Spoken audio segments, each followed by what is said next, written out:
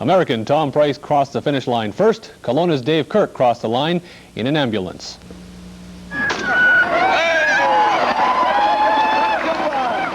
A field of just under 600 hit the water at 7 a.m., a 2.4-mile swim of Okanagan Lake. Last year's Ironman champ Dave Kirk of Kelowna off to a great start. He was out of the water in record time.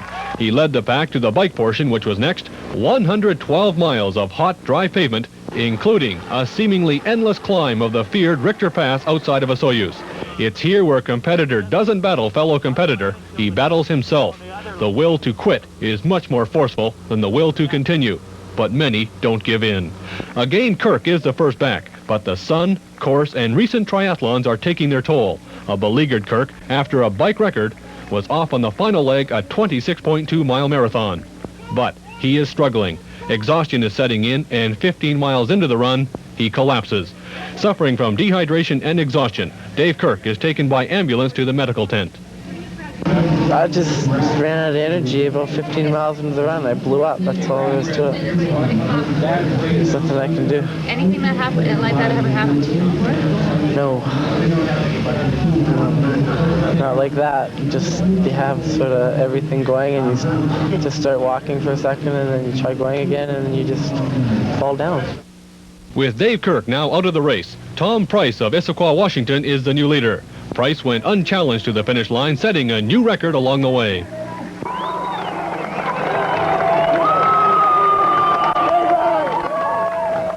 Price finished the Ironman in 9 hours, 12 minutes, 47 seconds. He knocked 16 minutes off the record pace set by Dave Kirk a year ago.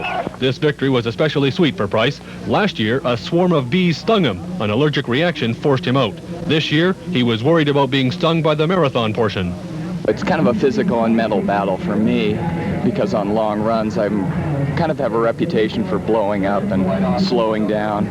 And I know some of the people who were chasing me, and I knew Dave ahead of me, and I was really scared that they were all just going to catch me. Peter Schmidt of Victoria finished second with a time of 9 hours, 18 minutes, 42 seconds. The top woman finisher was Julia Deck from California, 10 hours, 28 minutes, 4 seconds. And as mentioned, Kirk did collapse during the marathon. Of note, competitive spirit aside, the man closing in on Dave Kirk stopped to help the fallen triathlete. Tom Price, who eventually went on to win the triathlon, waited with Kirk until medical help arrived. I mean, when a top guy like that starts to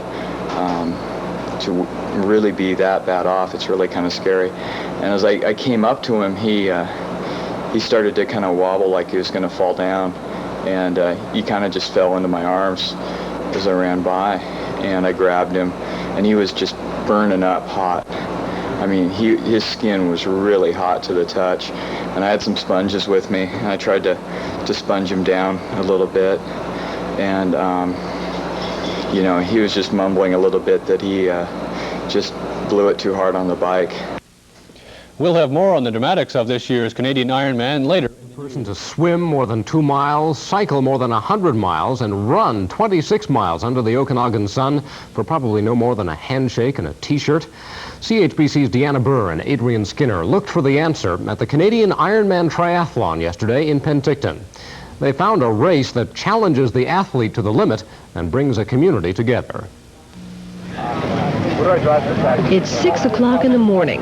The chill in the air is a minor detail compared with what these dedicated athletes will face in the trial ahead.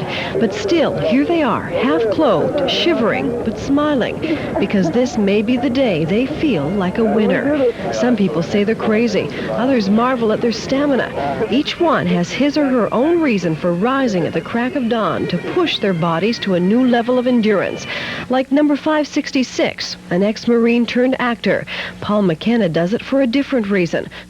Well, in the 1983 Ironman was run on Saturday, October 22nd, and at about 6:41 in the morning on October 23rd, terrorist bombing blew up the Marine compound in Beirut. And I just returned from overseas and was essentially watching the news all day, waiting for the names of, it was inevitable that some of my friends were in the building, and we were waiting for the names to come across. At the time, I was about 215 pounds. I was playing football in the Marine Corps, and I stood up and I said, I'm going to run that for them, because I didn't feel that there was a whole lot more we could do. I realized there wasn't a lot our country could do. And I was literally laughed at. And the next morning I went to a pool for the first time since 7th grade, and by Wednesday I had someone saying, "I'll run with you, I'll bike with you," and the people stopped laughing. And 2 years and 3 days later I crossed the finish line in Hawaii, and like I said, I've covered the entire width of the country, now the entire length of the country, from San Diego to Penticton. A camaraderie of sorts is shared by all the competitors here, whether male or female. How are you doing? Oh, fine. A bit nervous. Quite nervous. Are you quite nervous? Yes. What does that to you? I guess just the anticipation of the long day and the work ahead. But you're a triathlete, so you've run before. Yeah. Oh, yeah. Have you ever done anything this grueling? No, half Ironman, but never a full Ironman. So, we'll see. Out of 600 entrants, about 60 are women. Some triathletes, mothers, teachers, nurses, attorneys, from all walks of life. They face a challenge, and they thrive on it. So they prepare for the ultimate challenge, taking necessary measures to protect them from the cold of the chilly water, limbering, stretching, psyching themselves up. Kelowna's Dave Kirk, who won last year's Penticton Ironman, is favored to win again.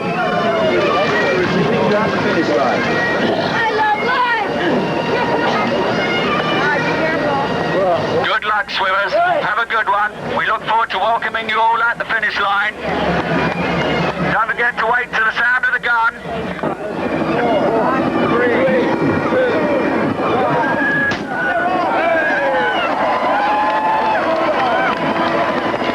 Ironman Canada is now underway.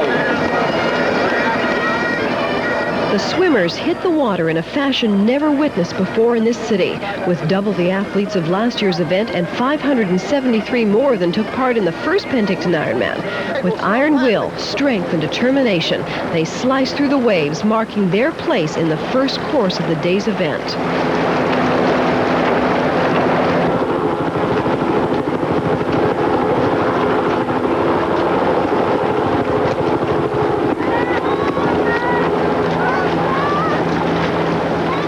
While each one pounds the waves, last year's winner keeps his hold on first place. In less than an hour, Dave Kirk will master this initial course and emerge from the water a good baseball pitch ahead of his fellow competitors. As they make the transition from swimmer to cyclist, there's already an air of accomplishment. As he goes. And here he comes, Dave Kirk. Way to go, Dave!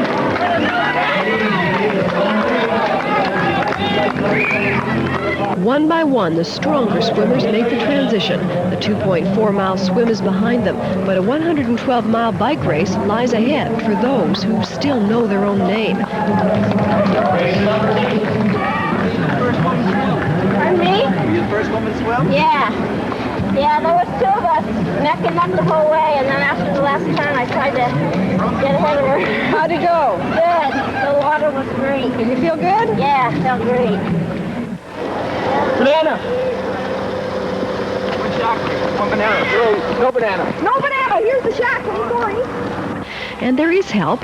Nutrients like bananas, cookies, and electrolyte to recharge the system. And trained volunteers throughout the course that are a godsend to the athletes. They too have a camaraderie. It's something unique that joins Okanagan communities of men, women, and youth together. This must be quite a workout for you too. No, not this year. It's just starting. Next year it'll be fun. Kind of hard to run along beside them though? Well, probably about later on this afternoon it is. Now it's just fun. You've done this before? Yeah, for the last 3 years I've always been here. It doesn't always go according to plan, but the route is packed with aid stations and the cyclists carry on. They struggle up the most difficult stretch, the Richter Pass, exhausted but not void of humor. Why did you come out to do Penticton? For the fun of it? I like the hills. Is biking your strong event? I hope not.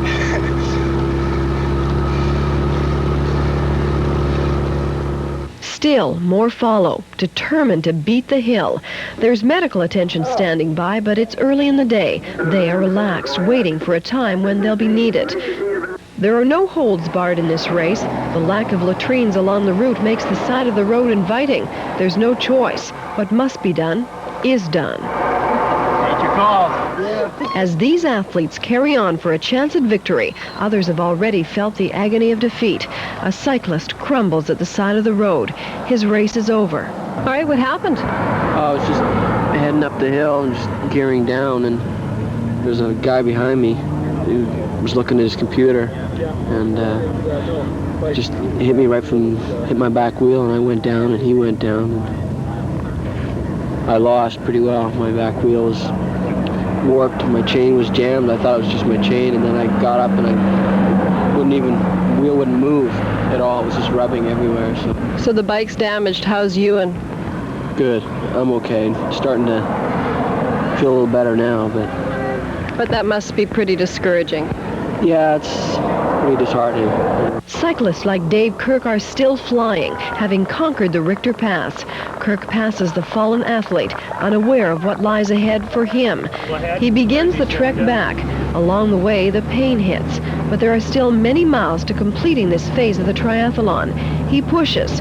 He gives it all he's got. And finally, he's back in Penticton. But the real battle is yet to begin. There's still a 26.2-mile run along the east side of Skaha Lake. You've got to take your own stuff out of the bag, so... Everything okay, Dave? Any problems? Good.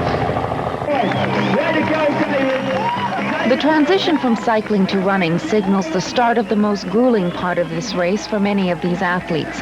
They have been on a bike for a minimum of 4 hours now, and they've still got a full 26-mile marathon in 30-degree heat.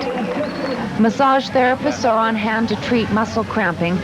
Every athlete who competes will get a full rub-down at the end of the race, but some need it to ease the cramping from the 110-mile cycle. The race's medical team has to be ready for emergencies. There are over 50 doctors and nurses ready to administer emergency aid if it's needed. On this day, the biggest threat is the heat and dehydration. Fluid depletion on the race course is by far the biggest problem. 20% of the athletes in this length of a competition, 20% can be expected in the medical tent at the end of the race. That's different from marathons and from the short course triathlons, which are prevalent in every city in Canada. They also get into fluid depletion problems and exhaustion, but not to the same extent that the athletes do in this event. And it is dehydration that spells the end of the race for Kelowna's Dave Kirk. He is last year's Ironman champion and had a healthy lead coming out of both the swim and the cycle. Although he looked strong going into the running portion, Kirk collapsed. Didn't actually collapse and hit the ground, but he just couldn't go on anymore. He just exhausted from fluid depletion. He was rushed by ambulance to the site's medical tent where he was given fluid intravenously. An incredibly disappointing turn of events for Kirk. You have sort of everything going and you just start walking for a second and then you try going again and you just fall down. And most of these athletes have to be at the point of collapse before they'll come off the course. The determination is remarkable. Forced to the ground by a leg cramp, this runner vowed to finish. All of a sudden just got a cramp. That's the same thing happened to me last year too, 2 years in a row. You can work it out, you think? I hope so. I'm gonna make it back whether I have to walk, crawl, whatever. I'll make it. And he did make it. After a short rest, he carried on, working the cramp through. Every athlete excels in one or two areas of the triathlon, but today, because of the heat and the effects of the grueling Richter Pass, the run course was tough going for some. It's pretty tough to me. I think so. Those hills, the bike, it's hot now. Yeah, it's an Ironman course.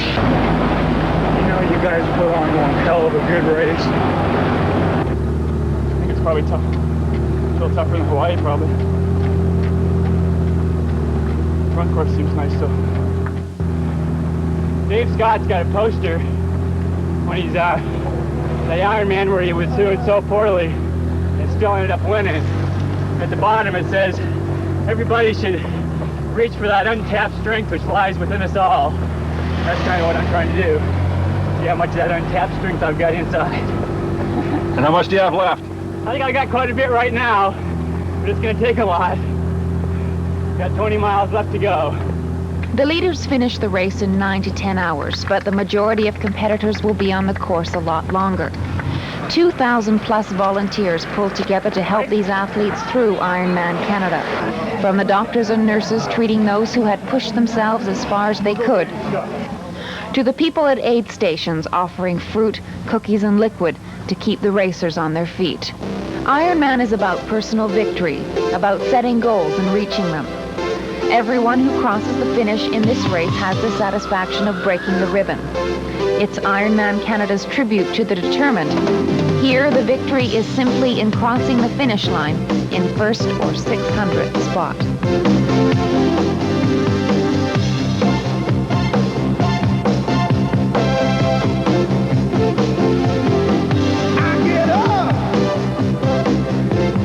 Nothing gets me down. You got it tough. 9 hours, 12 minutes, and 47 seconds. Top BC competitor was Peter Schmidt of Victoria. He placed second. And the leading woman was Julia Deck of Vancouver. I'm just trying to say thank you. My pleasure.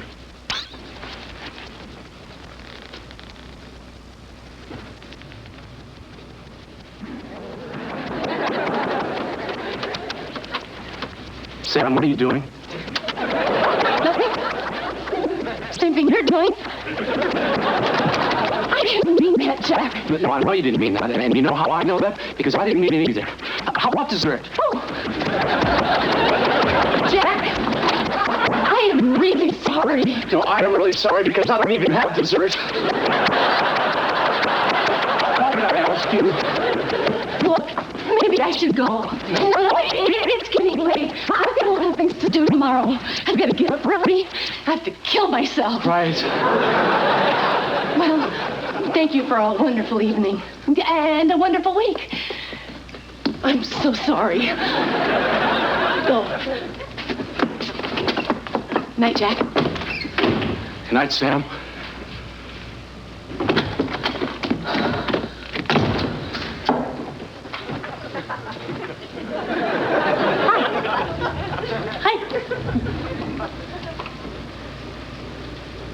What are you looking at? Just looking at you.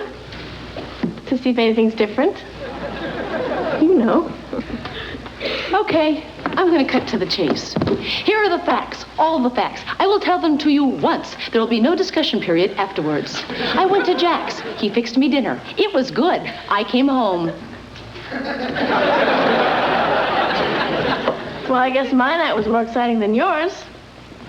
I asked Jeff Barzak to the Sadie Hawkins. Really? What do you say? He said yes. Should have made him wait another day. Well, I'm going to go to bed. So I will see you in the morning. Okay. You know, I really have to thank Jack. I mean, he's the one who told me to go for it. Night, kiddo. Night. Hey, you did good.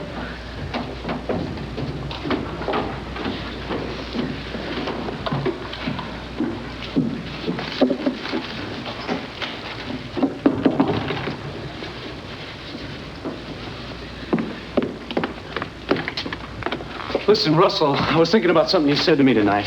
You said I was being everybody but myself, and you were right. See, the reason I didn't want to be myself was because there was something I really wanted to say to you, and I didn't have the guts, so I'm going to say it now.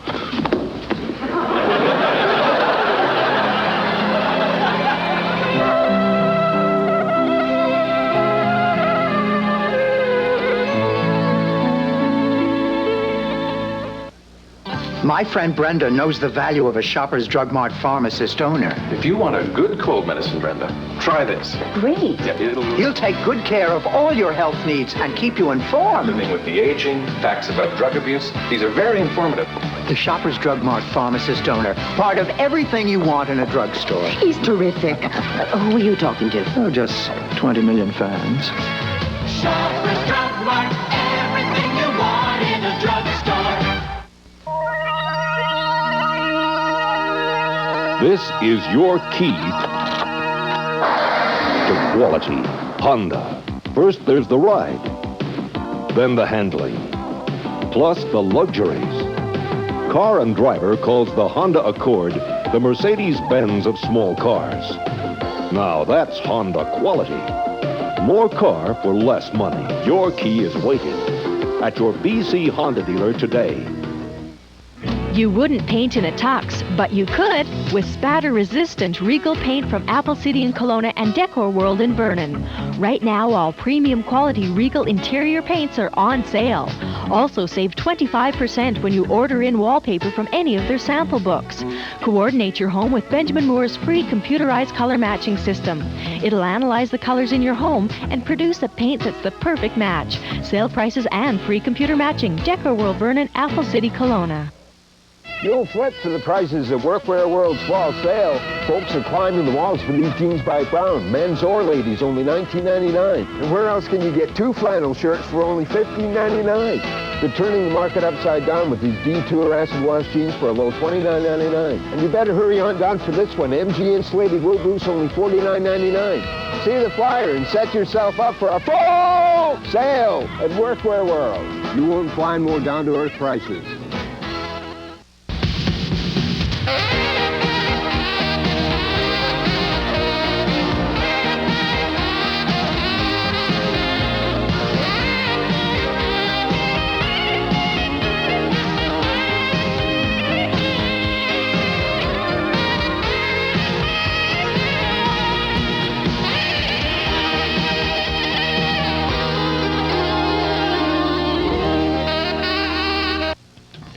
Tonight's edition of Fireside Theater on CHBC is the movie A Slight Case of Murder, starring Edward G. Robinson, on Fireside Theater tonight at 11:45.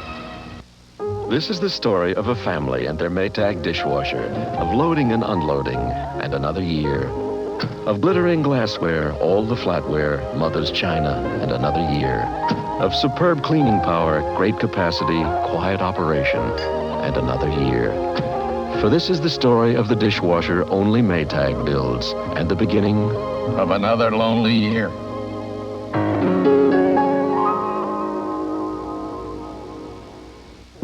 The Budweiser Ironman Canada from Penticton, British Columbia.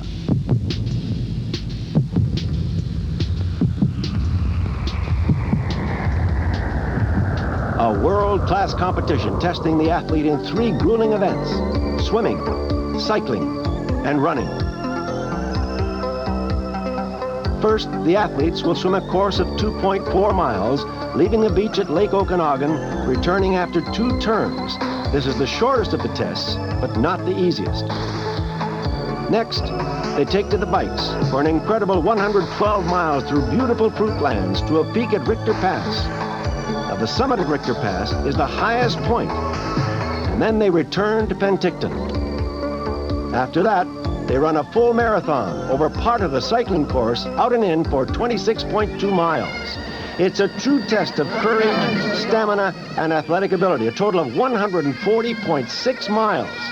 I'm Ernie Afaganis with Steve King, and we're looking on 497 athletes, all set to hit the water, and the piper signifies that it's close at hand. They're not far off the starting point. Yes, Ernie, it looks like we're set for a perfect day for such an event. In the field of 497 this morning, we have 435 men and 62 women, and they represent 8 countries, 9 of the Canadian provinces, and 38 of the American states. BC's Minister of Culture and Recreation, Bill Reid, is the official starter. What a magnificent sight. The Budweiser Ironman is underway. And as I said earlier, Ernie, what a beautiful day it is for this event. Temperature outside 15 degrees centigrade and 19 degrees centigrade, the water temperature. That's ideal for these swimmers, even though most of them, as you noticed, were wearing wetsuits at the start. The reason for that is simply because it has been proven that they can go faster in the water, and I don't think we're going to see too many problems with hypothermia this day. There's the early leader, David Kirk, who's the defending champion. Commander John Collins of San Diego conceived the Ironman idea, and here's how. The swimmers claimed that they were really in better shape than the runners, and the runners claimed that they were, but they couldn't prove it because they couldn't swim. And we have 3 major things in Hawaii that we did for endurance. One was the Waikiki Rough Water Swim. It was 2.4 miles on a certain course. It was also the Around the Island Bicycle Race, which was 115 miles. And then we had the Honolulu Marathon. A lot of people did. And I was sitting there having a beer, And it suddenly struck me that if we put these things end to end, that the geography kind of worked out. So I jumped up on the stage and I told people that we were thinking of having this three-part race. We were going to call it the Triathlon, and whoever finished it would be called the Ironman. And a great event was born, and this is David Kirk again, the defending champion, leading the pack, and he's going at a record pace right now. It certainly looks like he is, but he's exactly where we anticipated he would be at this stage of the game. And the swimmer you see there is Sue McRae from Burnaby, BC. She's a leading female swimmer right now, and you can tell the ladies today because they're wearing the yellow bathing hats and the men are wearing white. Sue McRae from Burnaby, BC, leading the women's there. You can see it's fairly choppy. She's looking up, getting her sighting and her bearings. She has 1,800 meters to go to the first turn, so she is sighting towards a Sage Mesa Hill. This huge field is creating a wash, and they're trying to get to the transition area as quick as possible. The next stage is cycling. A lot of equipment there. It's worth a lot of money, right, Steve? It certainly is. Over $500,000 worth of bikes and machinery there. All sorts of paraphernalia. You see some of the innovations, the handlebars, the helmets. But back to the swim. There's our leader, David Kirk. He's moving well clear now. He's really opening up a gap on the chasing pack. That is the first turn there, and he's arrived at that turn 20 minutes and 55 seconds. You can see that on the map we have on the screen.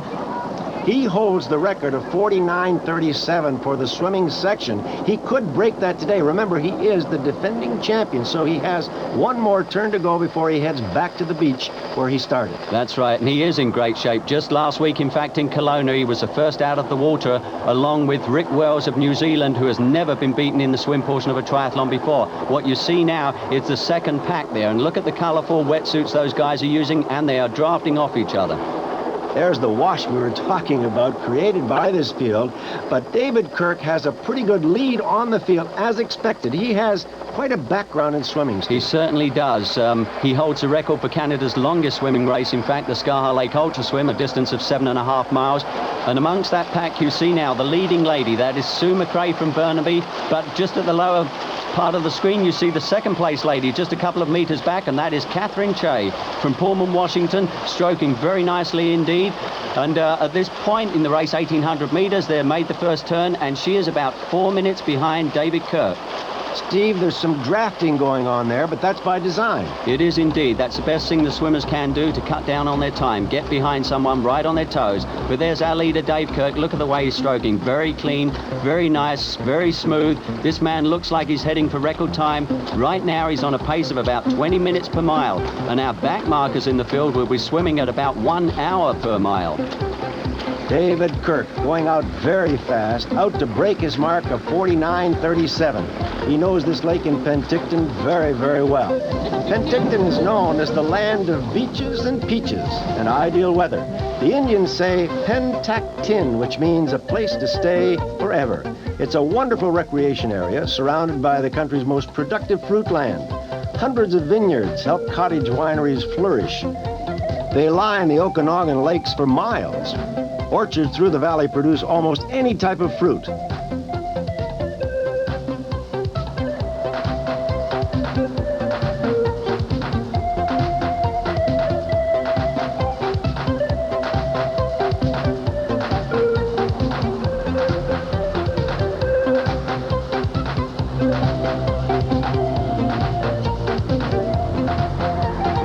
Of course, peaches from the Okanagan are world famous. Recreation includes the use of the river channel connecting Lake Okanagan and Skaha Lake. Not far away, a huge water slide. It draws the young from everywhere.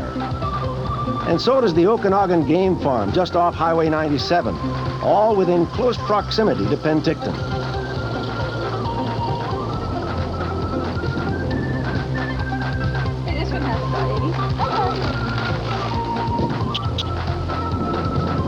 It's a fun area where you can enjoy the good life and relaxation on the lakeshore patios of the Delta Hotel.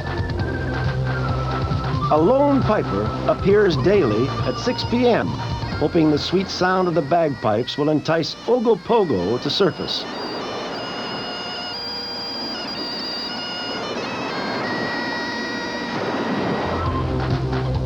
Four-star restaurants satisfy the gourmets.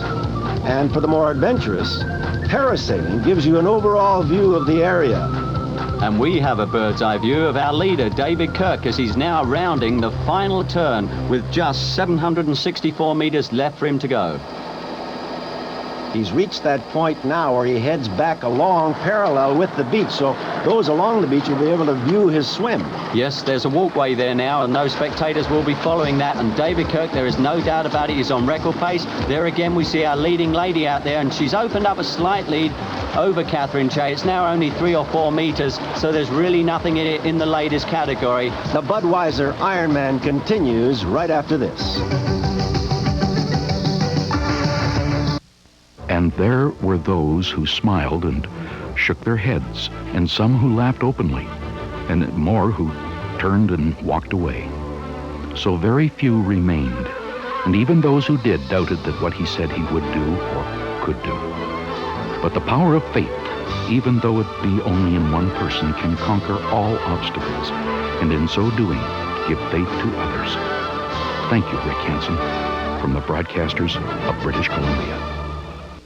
Winner of every major instrumentalist award, this is Roy Clark. And now, he plays some of the greatest songs of all time, just for you. You get this treasured collection of all-time favorites played by Roy Clark, plus you also get a second album, including Roy Clark's greatest hits. Yesterday. These million-selling records are loved throughout the world, and you get both treasured albums of all-time favorites by Roy Clark, plus Roy Clark's greatest hits, in stores now from Quality Records.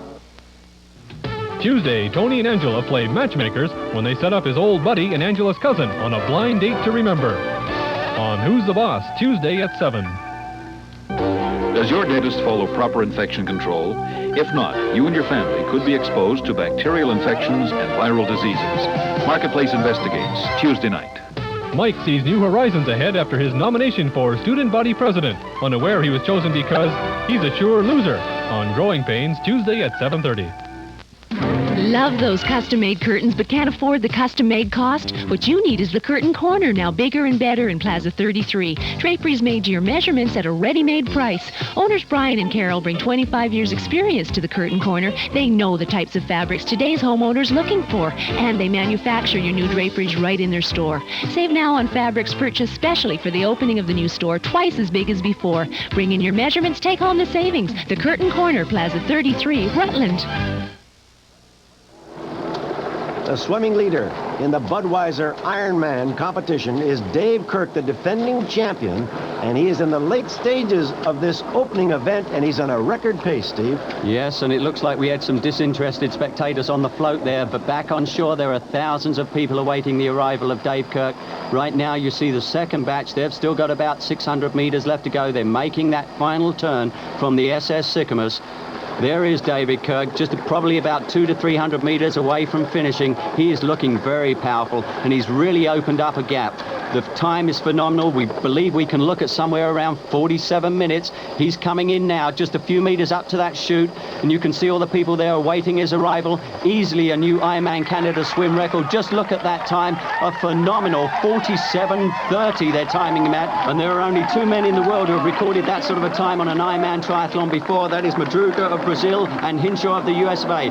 Now just look at the speed with which he's making the transition. The transition is in fact the 4th discipline in a triathlon. These triathletes have to really work hard at cutting down the times. Look at the speed with which he makes his way out to where the bikes are. Didn't even go into the change tent. And in case you're wondering where his cleats and his cycling helmet are, they are beside the bike. Everything is put so that it's economic for these triathletes. The faster the better. You can just look at that clock there, 48 minutes and 3 seconds on the clock. That shows you how fast he's made his way from the chute of the swim onto the bike.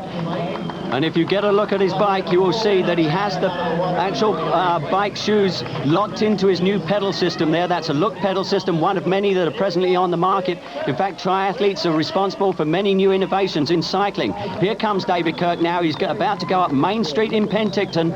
He's looking very, very strong. He's a very confident rider. You can see he's got a helmet on there. The helmets are mandatory for all the riders. Safety is paramount in this event. Here comes our second place swimmer right now and our third place man, and it is Dean Lindell, the youngest man in the field. 18-year-old Dean Lindell from Victoria is coming out with a time just over 49 minutes, and behind him was Peter Schmidt, also from Victoria, and in fourth place there is Peter Kolbeck. He's from Seattle, Washington, and here comes young Dean Lindell, looking very powerful. What a swim from him too. The next three men have also broken the 1986 record. They're 49 minutes and 16 seconds into the event. You can see Dean Lindell's neck there has got a lot of chafing. That came about because he did the Scar Lake Ultra Swim, which he won earlier this month, and he was cut there by his wetsuit, but he's looking fine now. He's a little anxious, trying to locate his bag. He wants again to make a very quick transition here. You can see there's slight confusion as to where his bag is located. Again, he missed up there, but there's Peter Schmidt flying through. You can see the sort of time he saved there.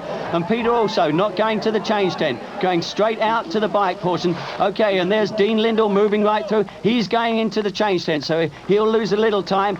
But while he's in there, our leader, David Kirk, is really racing a storm on the bike. You can see the cadence he has there as he's pedaling probably around 85 RPM, and he's in the crouch position, the aerodynamic position. But here comes our second place man, Peter Schmidt. You can see the different style of handlebars he has too.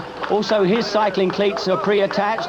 Peter Schmidt, a very, very fine rider. This man in 1986 was second after coming off the bike last year, but ran into problems on the run. Back out now again to our leader, David Kirk. This man is really flying. He's probably averaging right now about 26, 27 miles an hour. Just look at that man go. Here comes our first lady, and in fact it is Catherine Chase. She overtook Sue McRae there, and her time, 53.37. That was a new record for the ladies. Followed just 10 seconds later by Sue McRae, who held that second place. There she is, Sue McRae from Burnaby. Catherine Chase now coming up to transition. It'll be interesting to see if the ladies have the same sort of transition speed as David Kirk and the other three gentlemen behind him did. And here comes Steve McMurdo from Langley, British Columbia. He's one of the favourites in the race today. There's Sue McRae coming up to Catherine Chase.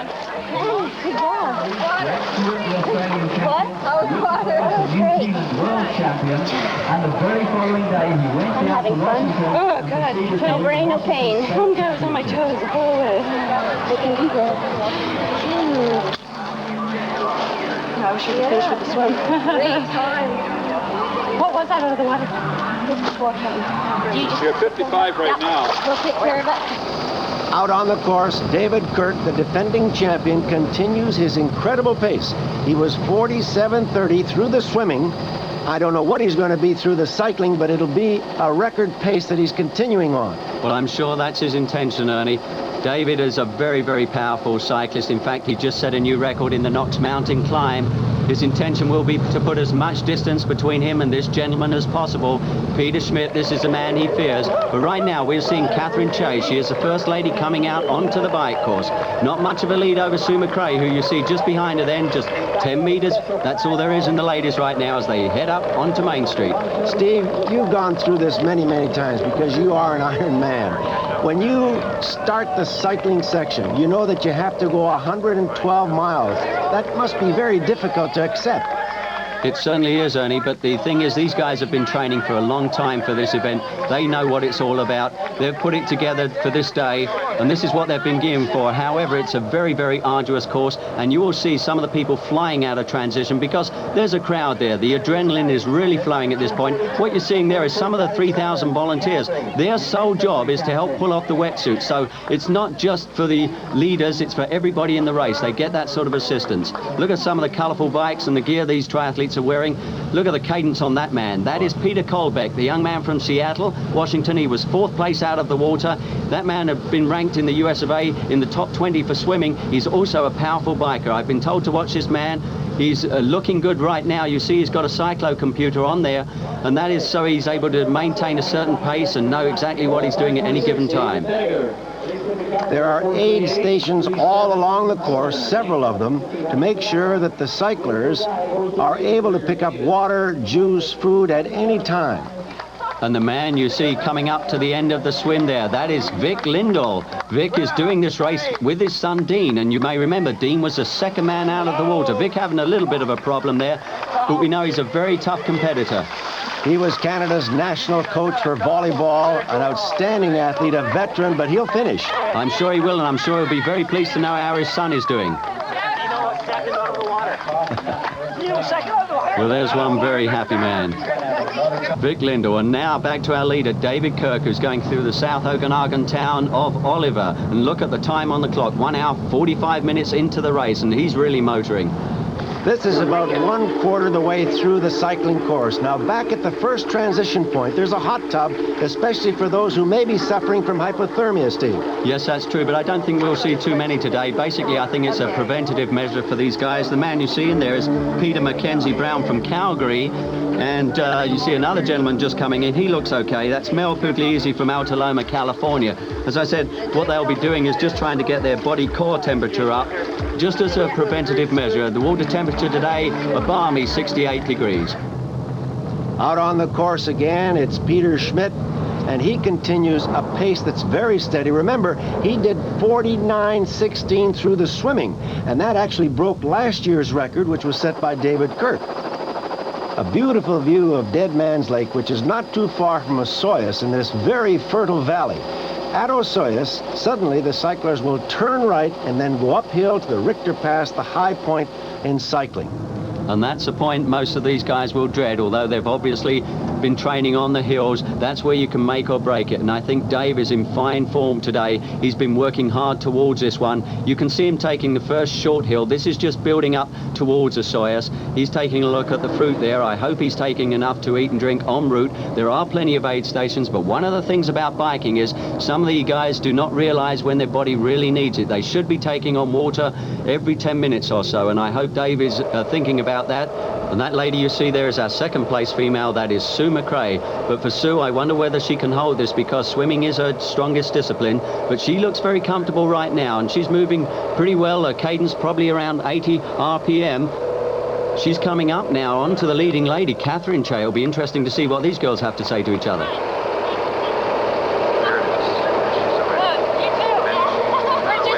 Just a passing word.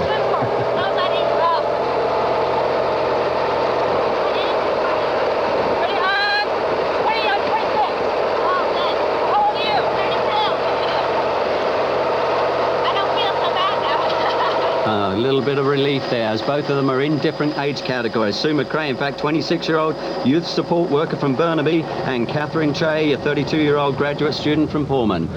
David Kirk again, leaning over those special handlebars. It keeps him in good position. Now, what's happening here, Steve? This is Joanne Robinson, in fact, our final swimmer, but there is a cut-off time of 2 hours, 15 minutes. It'll be interesting to see what the officials have to say to Joanne Robinson.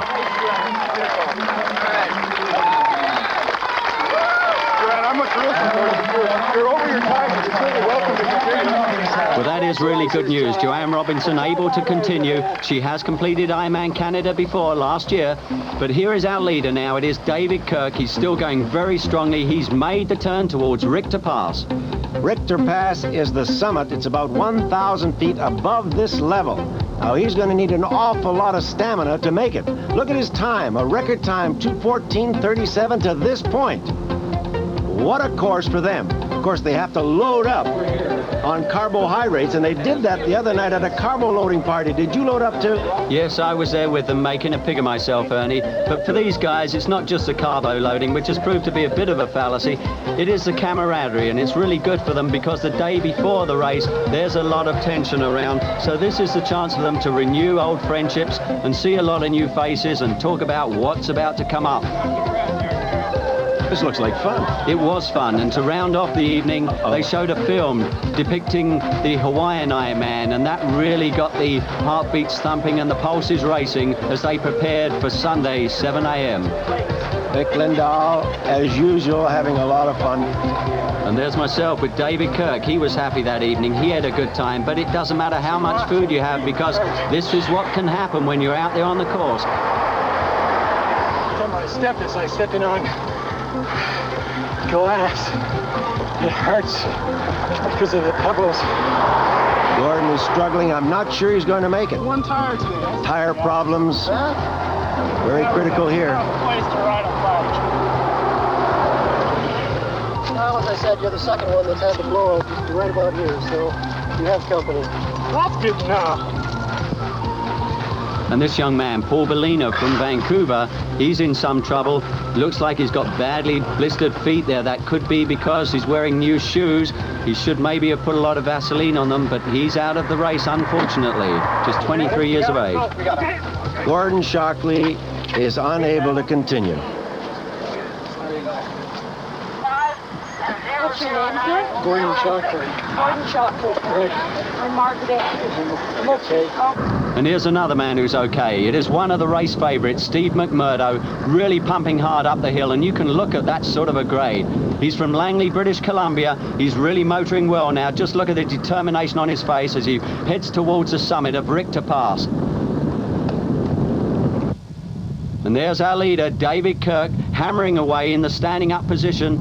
That is really good because that's stretching out the legs as well. And this is the sort of position that these riders should be taking uphill. A lot of the Continentals in cycle racing, they think it's pretty macho to sit there in the seat and pump away, but David's doing the right thing right now. And just behind that male cyclist is our leading lady right now. It is Sue McRae. She's doing extremely well, looking very comfortable. I'm quite surprised to see her doing so well, but there's our second place lady, professional triathlete from Del Mar, California, Sue McMurray. She's part of the National Triathlon training camp in California, and she's representing the Cormax team. She is one of the favorites today, and we expect her to be right up there at the finish.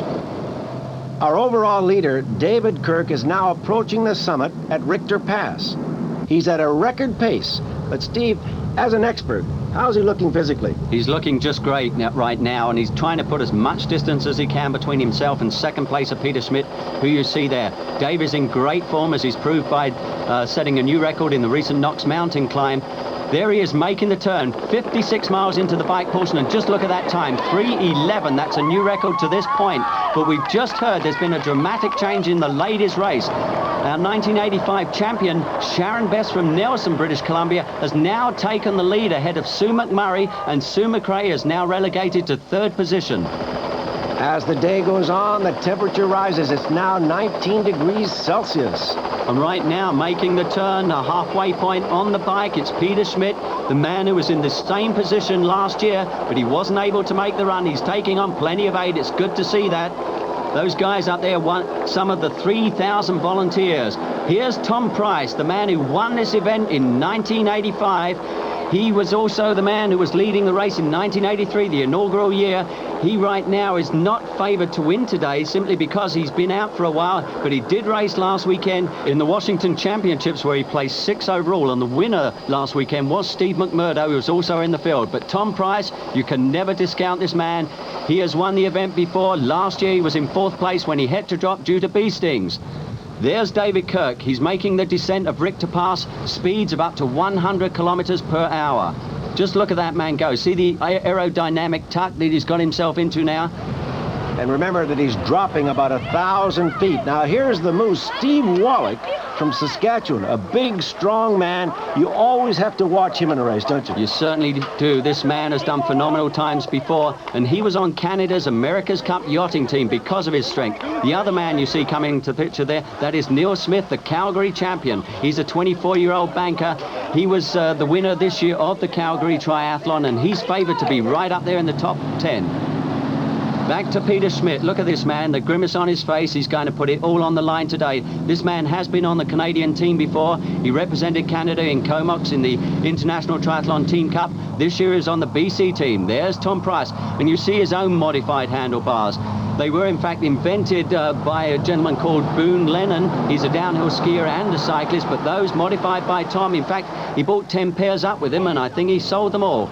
Dean Lindall, the 18-year-old from Victoria, he's still highly placed. He's wearing one of those teardrop helmets, aerodynamically shaped. He's looking very strong too.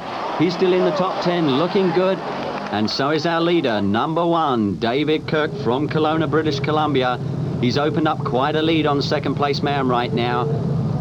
He's pumping it out. You can see he's on a slight grade right now, hence the cadence has gone down slightly, but he's a confident young man. He has a right to be. He's taking some stretching now just to ease off any problems that may occur. It was Tom Price, in fact, in 1983, was leading up to 2 miles into the run. His problem then was he didn't stretch enough, and he suffered because he wasn't in the tuck. Here's Sharon Best, our leading lady. You can see her taking on lots of fluid there. It's not just water, but electrolyte replacement. They need lots of that, and she's about to make the turn. And look at her time, 3:53 on the clock. That is a new record time for the ladies at this point into the race. You can see her picking up sponges, bananas there, lots of potassium in the bananas, sticking in the back of her jersey. Here's our second place lady, Sue McMurray. Bit of a gap opened up there, but don't forget there's a long, long way to go, 56 miles. Sue McMurray from California, one of two here today who are representing the National Triathlon Training Camp. The other one is number 6, that is Jay Wall from California. He's doing quite well right now, but back to our leader, David Kirk. And he is just about to make that final turn at Osoyoos and head back towards Penticton.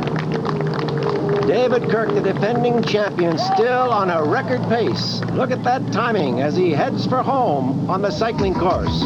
We'll return to the Budweiser Ironman right after this. Hey, where have you been hiding? We've missed you down at the watering hole. Well, I've been kind of busy. For drinks with the guys? I can't believe that. Yeah? Take a look. That's fantastic. Where'd you find the time? I used to spend more time than that in the bar. But we did put a lot of work into it. Ask my mechanic here.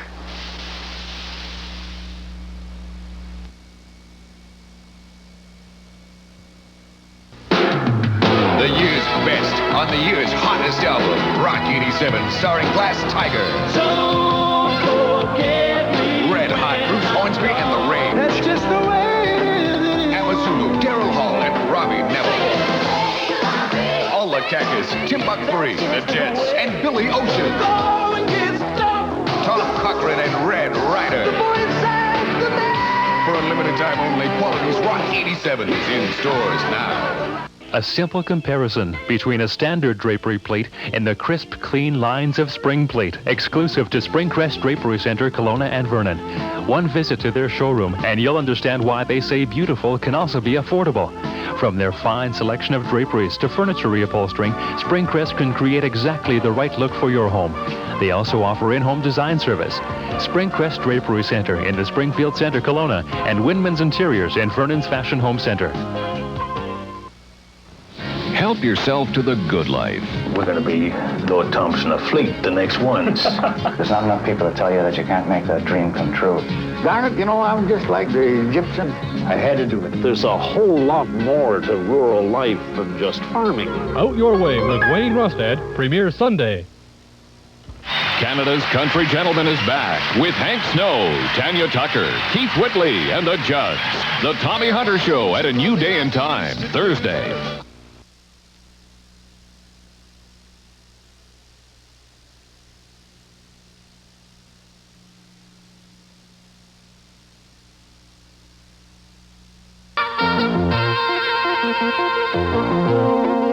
Good evening, I'm Peter Mansbridge in Toronto. Canada and the United States have a free trade deal. At least they have one, according to the chief U.S. negotiator, Peter Murphy, who told us that just a few moments ago. The last 30 minutes in Washington have been extremely hectic. As you probably well know, the deadline of midnight tonight, Eastern Time, passed with no official word as to whether or not Canada and the United States had reached a free trade agreement.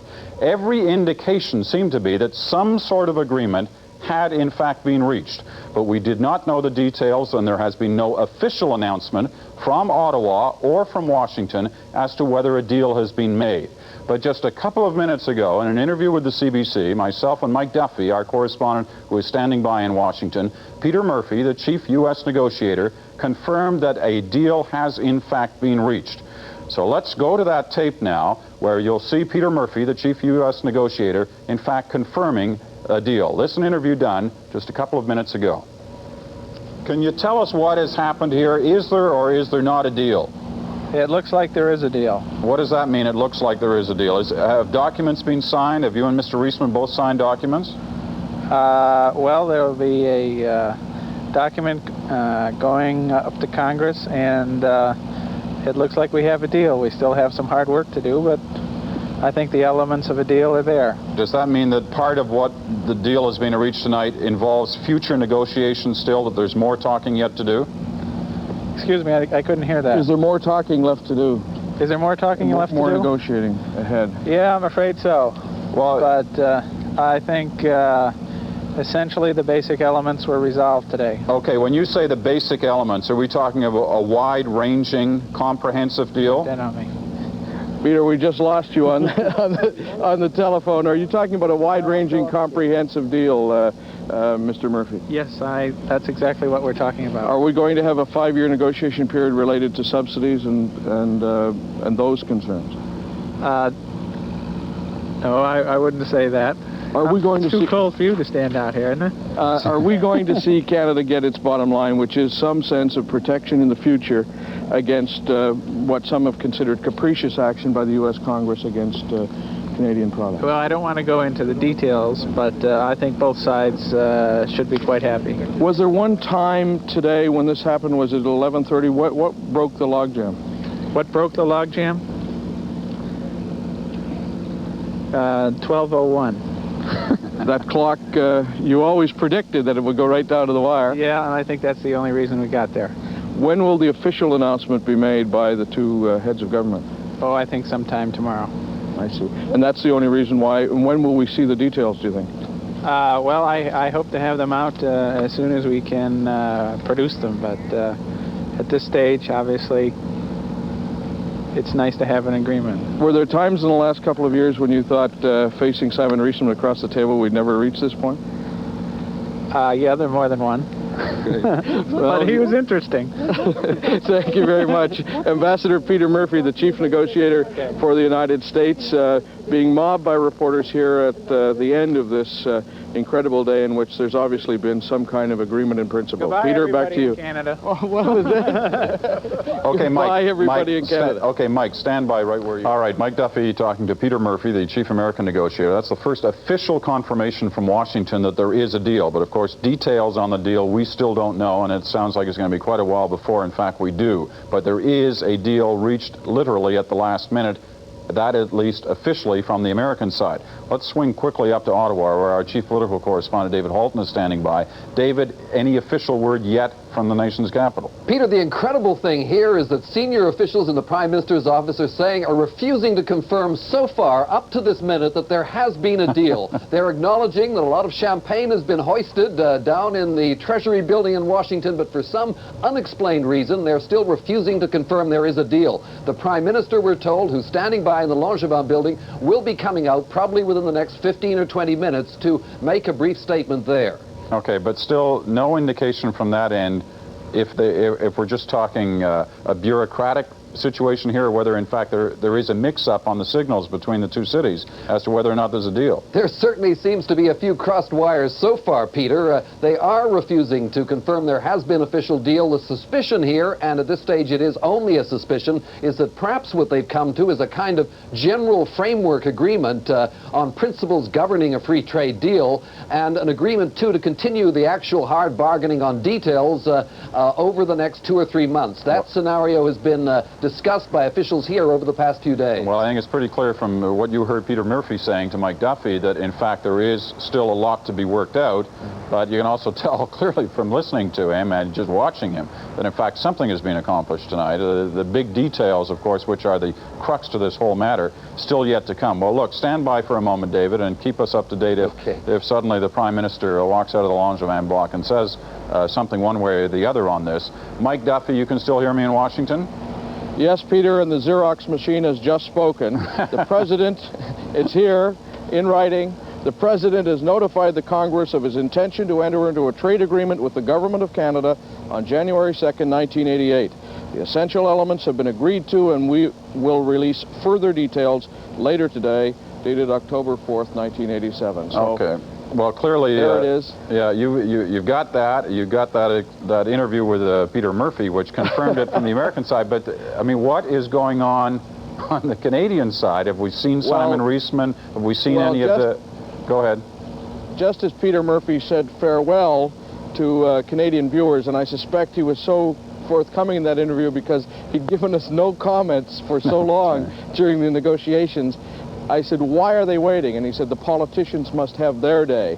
So I guess we're going to see a statement from political leaders in both cities tomorrow and some more details tomorrow. Okay, but what about Reisman? Or actually later today. Well, yeah, what about Reisman? What about Wilson? What about Carney, the Canadian side who were in that room? Have you seen them leave the building yet, or anything from them at all other than those hand signals that you were suggesting were coming through the window that things were looking up? No, nothing at all in the last little while. We've had a number of lower-level Canadian officials leave carrying their suitcases.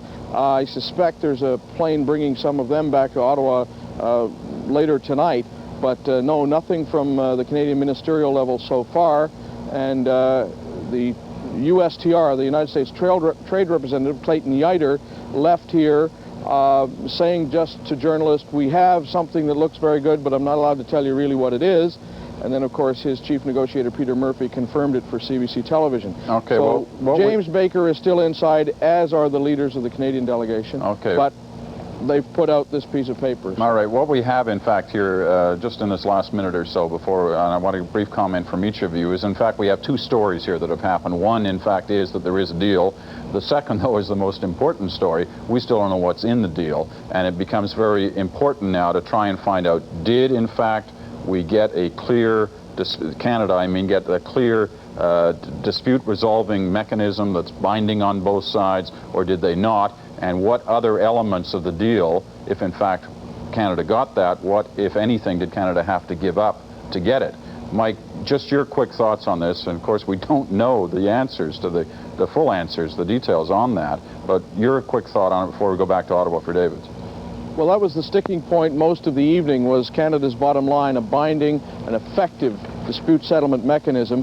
There are a lot of problems, legal problems, Peter, involved. The U.S. Constitution holds that the United States Supreme Court is the last court of appeal for anyone who's had a judgment against him or her in this country. And so the constitutional lawyers get into it yesterday saying, yes, but if we give this independent body final word, then how does this react with the American Constitution? So there have been a whole series of things like this, the nitty-gritty legal details that have to be worked out that have caused problems. So my impression tonight would be that there was agreement in principle to try and work these things out. Because of the minute to midnight deadline, they put it into a general framework, sent it off to Capitol Hill, and have now got to sit down in the next short while and really crunch the legalities here so we see exactly how effective and how binding these things are, and as you say, what sort of things we've had to give to the Americans in return for getting this. Okay, look, Mike, great job tonight, and great work getting Peter Murphy over in front of our cameras. David Halton in Ottawa now. In these last few minutes, yet anything official from the Prime Minister's Still no official word from up here, Peter. The mystery continues. A little bit of inspired guesswork, though, at this stage. Perhaps if it is a big comprehensive deal, the Prime Minister's decided to keep the details, to keep the confirmation until tomorrow, when he plans to bring in the premiers for a First Minister's conference. And perhaps the plan is, and it's only guesswork, as I say, at this stage, perhaps the plan is to announce it in a great splurge of national publicity tomorrow. The other, of course, the other scenario is that it's a kind of very limited deal that will be difficult to sell in Canada, so he wants perhaps to get Carney and Wilson back overnight so he can consult them and get the line clear, so we don't have Carney and Wilson coming out of the Treasury building in Washington saying one thing and officials up here saying another. All right, David Holton in Ottawa, Mike Duffy in Washington. I thank you both. I think our best situation here right now is to assume that at some point in the next little while there will be an official announcement from Ottawa basically saying the same thing that we heard Peter Murphy saying, the U.S. negotiator, that in fact there has been a deal. If for any reason the announcement from Ottawa is not that way, that in fact there is not a deal as far as the Canadians are concerned, we will once again break into the regular programming that's going on in much of the country. I can appreciate that in most of Atlantic Canada there isn't much programming left for this night, but for those of our viewers in Western Canada, if for some reason there is contradictory evidence from Ottawa about this deal, we will once again break back into programming. But for those parts of the country where the national is yet to be seen, we will of course have the latest information for you on that. So this has been special CBC coverage. The American side of the free trade negotiations has announced that in fact at the last minute a deal was reached. No official reaction yet from the Canadian side. More details later in the night for the national viewers in Western Canada. And of course, tomorrow night on Sunday Report at 10 o'clock across the country, 10:30 in Newfoundland, full details of what was achieved in Washington. For CBC Television News, I'm Peter Mansbridge. Good night from Toronto.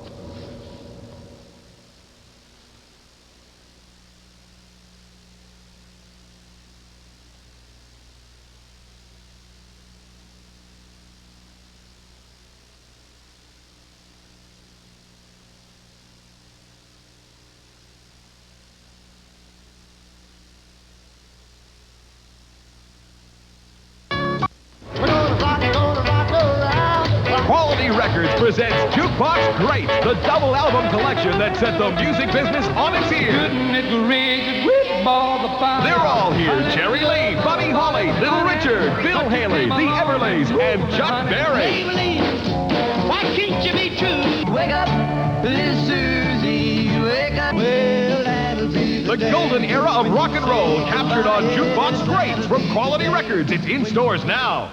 As a town that had come to the end of its economic life was just abandoned. That's right. Virtually people simply walked away from it, Mike. The story of Phoenix, an early 1900 city with fine hotels, a brewery, and its own indoor skating rink. A city left absolutely intact when deserted by the residents it could no longer support. This classic ghost town, one of the finest on the Pacific Slope, really became a shadow town. Phoenix, next on Gold Trails and Ghost Towns, Thursday at 7:30. You'll flip for the prices at Workwear World's fall sale. Folks are climbing the walls for these jeans by Brown, men's or ladies, only $19.99. And where else can you get 2 flannel shirts for only $15.99? They're turning the market upside down with these Detour acid wash jeans for a low $29.99. And you better hurry on down for this one. MG insulated wool boots, only $49.99. See the flyer and set yourself up for a full sale at Workwear World. You won't find more down-to-earth prices. We're back at the Budweiser Ironman in Penticton, British Columbia. Our leader, with about 12 miles to go, David Kirk, is now out of the race. He went down, we do not know what from, but he's back in the transition area now. We'll try to get a further report. The new leader is Tom Price, but this is Peter Schmidt in 3rd place at the moment, and he seems to be tiring a little bit, but still steady. He is, and indeed Peter is no stranger to Penticton. In fact, in 1985, he won the Beach Classic Triathlon, a shorter distance triathlon. But he was a very, very fine winner that day, and he looks strong, and he wants to finish this one after the disappointment of last year. And he is making inroads on the distance between him and 2nd placer Steve Wallach, who you now see in your picture. Steve Wallach, not the usual build for a runner, but quite a good caliber triathlete, and he's proving it today. But here's our leader right now, and he's looking very relaxed, very comfortable. It is number 9, Tom Price. And don't forget, though, that out of the 497 who started, we still have plenty of people out there left on the bike course, and this is one of them. He's struggling right now up a climb, but let's hear what he has to say about this. My mother always told me there'd be days like this. She was right. This is Vic Lindahl, 50 years old. He's with the Ministry of Recreation in Victoria. And you must remember that he still has to finish the cycling event, and then he has a marathon to go. But you can bet that Vic Lindahl will try hard to finish. I think he'll finish. I think so too. He's a very tough man, and he wants to be out there. There's a father and son team. These will be the first father and son to finish. They both can complete that run. There's number 149. This was the lady who took 2 hours and 25 minutes to come out of the swim, and they let her carry on. We're really pleased. Here she is out on the Richter Pass. Oh, that was being last. Running's my best event. And if you don't believe that, let me tell you, this lady has twice completed the very grueling Western States 100-mile race. Back to our leader, Tom Price. Look how comfortable this man is looking now. And what a view we've got of him there. A great shot of Tom Price. He's really motoring. Hearing the crowds now, lining all up and down Main Street. He only has at this point about 2.5 miles left to go. He knows he's quite well clear. We understand he's about 6 or 7 minutes up on the 2nd place man. He's looking good. I think he knows he's got it in the bag. Look at the smile on his face. He's clapping the hands of the spectators now. This will be the 2nd time he will have won an Ironman distance event in Penticton. He will become the first person ever to do so. what a dark horse this man was, but he's done it all. The 24-year-old from Washington. Good work, Peter! And here we are with Peter Schmidt.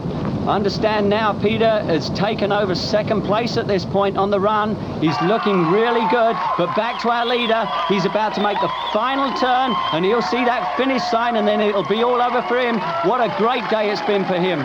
Tom Price, he can hear the commentate now, the roar of the crowd. He's up the pace. Look at this, man. Look at the actions.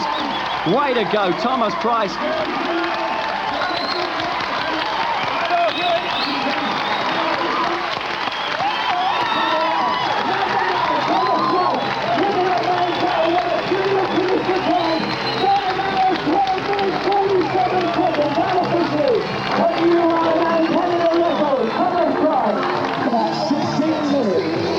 Official time as soon as we can.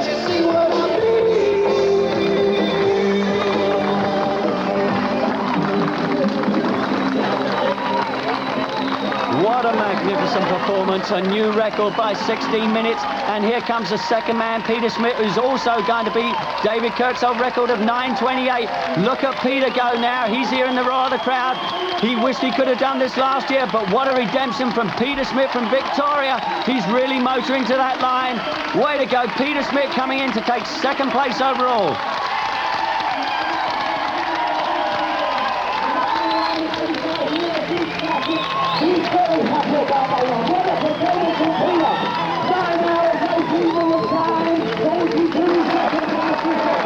There's one very happy man, just look at that. Ling Van Aert, the race director, putting around the finisher's medal. Every single finisher today will get one of those.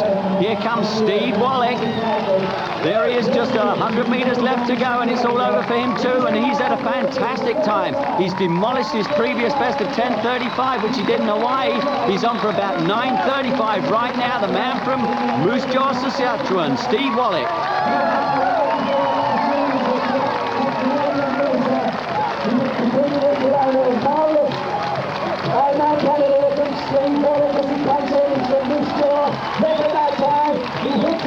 A brilliant performance from Steve Wallach, but let's go down now with Ernie Afaganis as he speaks with our winner, the 1987 champion, Tom Price. Were you in trouble at any time? Were you feeling the pace? Were you feeling exhausted at any point? I was feeling the pressure of trying to stay ahead for about the last half of the marathon. That was really getting to me toward the end because, you know, I have a history of being not so great of a long-distance runner, and it's very difficult to get reliable information on the people behind you. I was frightened out of my wits that, you know, I was gonna look over my shoulder, and, you know, Steve McMurdo was gonna be right over my shoulder, just kind of looking at me, and never developed though, did it? No, but I didn't really relax until came down about the final 3 blocks. And here comes our fourth place man. It is Neil Smith from Calgary. A tremendous job from this 24-year-old with a clocking around 9:35. There he hits the line. He's a one very happy Ironman finisher. Congratulations, Neil Smith. And here comes our fifth place man from Canada's capital, from Ottawa, Mark Pelletier, coming in with the time around 9 hours and 35 minutes. There he hits the line, 9:37 on the clock. Mark Pelletier from Ottawa, fifth place overall. And here comes the sixth place man, a professional triathlete from California, Jay Wall. It's also under 10 hours, another very fine performance. The top 6 have finished, but there's still some in the transition area getting ready to do the marathon, including Vic Lindahl, and that's his son Dean with him, who's out of the race. He did 12 miles in the marathon, had to quit because of an ankle injury. I'm training on the Malayat next year. And also, by the way, I'm getting bigger gears in the back. I need bigger gears. I need bigger gears. How are you going to attack this? I'm going to attack the run with a massage first. It's the marathon now for Vic, but there are people out on the course now cycling. Let's see how they're doing. Oh, not so good. I took a wrong turn back there. I saw a sign saying next gas in the United States. It wasn't great. Well, at least he's still in the country, Steve. Yeah, exactly. It is the Canadian Ironman. And here we have our leader in the ladies, Julia Deck from Vancouver, 27-year-old. She is a professional triathlete right now. And holding on to second place, Sue McMurray. She's looking comfortable as she approaches the halfway point of the marathon, 13.1 miles into the run as she approaches the halfway stage at the Sundew Foods plant. She's looking like she's struggling a little bit, not too much lift in her legs there, and she's pumping quite hard with her arms. There's the shower. She didn't go through that. Temperature has risen quite considerably. She's now made the turn, so she knows just ahead of her 13.1 miles, but that's the toughest point. And back at the finish line, we have our 7th place finisher. It is Peter Colbeck from Seattle, Washington. He was the young man who came out of the swim in 4th place, and he's also going to get a sub 10-hour clocking. But over now to Ernie, who's with David Kirk in the medical tent. Do you remember at any time when Tom Price went by you when you went down? Yeah. Remember him talking to you? Yeah, I wasn't unconscious or anything. It was just like I had no energy to do anything. I couldn't, like, all I did is I just wanted to lie down, and then, you know, I lay down and I realized what had happened, and I started getting disappointed, and, you know, I'm told that once you stop, when you're dehydrated, that's the worst thing that can happen to you. Well, yeah. But I couldn't have kept going anyway. I was just burnt toast. That's all there was to it. And here comes our 8th place man. It is John Winterdyke, the 33-year-old from Burnaby, the 1984 champion. He did a time then of 9:56, and he's beaten it comfortably today. 9:44 for John Winterdyke. And here comes our 9th place man, Steve McMurdo, hitting the line under 10 hours. And he just behind him is a 10th place man, so 10 people under 10 hours today, a new record. And here comes our 1st place lady, Julia Deck, the 27-year-old. She's just got a few meters to go to that final turn. She's made that turn, and her time is going to be a new record by almost an hour. The old record, 11:27 on the clock right now. We're looking at about 10:28. A phenomenal time from this young lady in her first ever Ironman distance triathlon.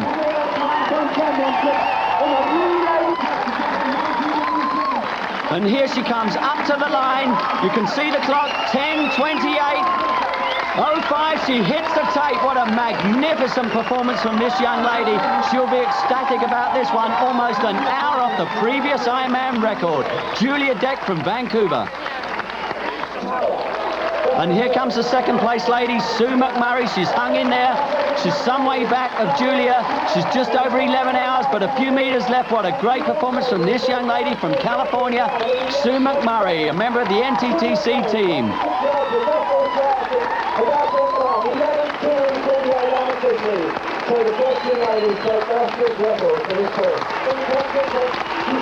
And our 3rd place lady, Bonnie Barton, just about to hit the tape. And she's also under the previous ladies' record, Bonnie Barton from Pennsylvania. There's more to come from the Budweiser Ironman right after this.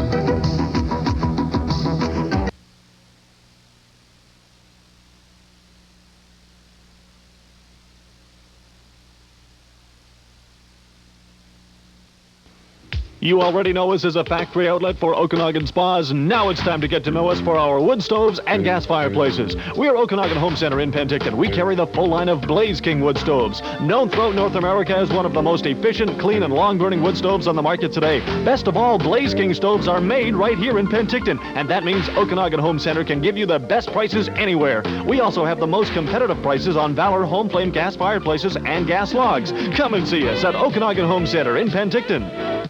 Experience pure power.